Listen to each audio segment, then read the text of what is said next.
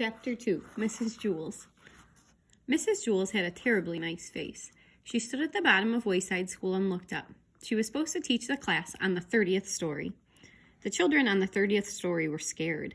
They had never told anybody what had happened to Mrs. Gorf. They hadn't had a teacher for 3 days. They were afraid of what their new teacher would be like. They had heard she'd be a terribly nice teacher. They never had a nice teacher. They were terribly afraid of nice teachers. Mrs. Jules walked up the winding... Hailey, you have to listen to Mama read.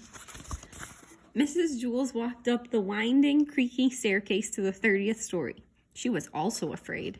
She was afraid of the children. She had heard that they would be horribly cute children. Yeah. She had never taught cute children. She was horribly afraid of cute children. She opened the door to the classroom. She was terribly nice. The children could just tell by looking at her. Mrs. Jules looked at the children. They were horribly cute. In fact, they were much too cute to be children. "I don't believe it," said Mrs. Jules. "It's a room full of monkeys." The children looked at each other. They didn't see any monkeys. "This is ridiculous," said Mrs. Jules. "Just ridiculous." Yeah, Daddy's over there.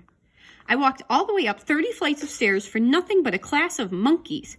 What do they think I am? I'm a teacher, not a zookeeper." The children looked at her. They didn't know what to say. Todd scratched his head.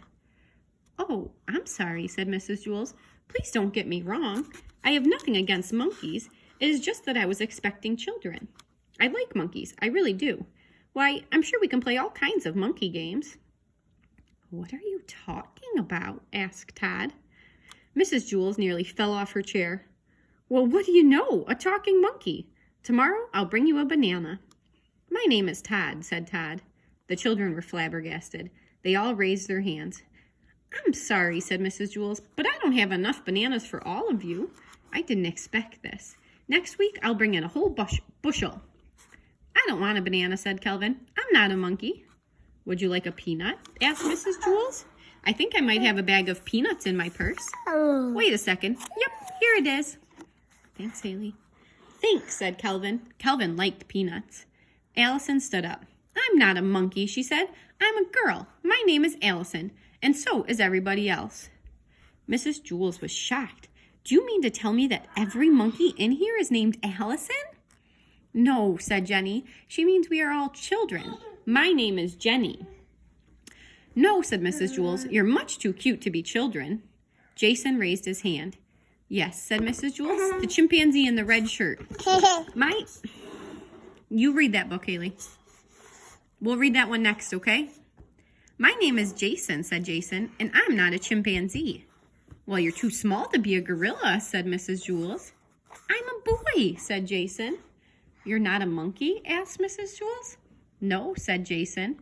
"And the rest of the class, they're not monkeys either?" asked Mrs. Jules. "No," said Allison. "That is what we've been trying to tell you."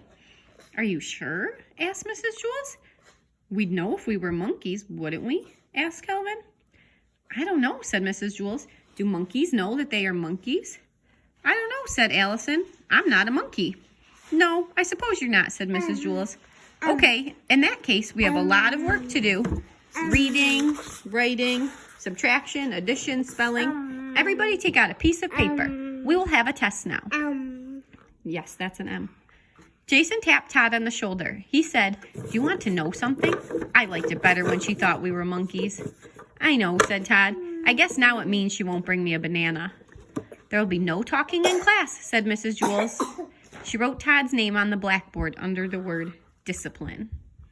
Discipline means like punishment when you get in trouble.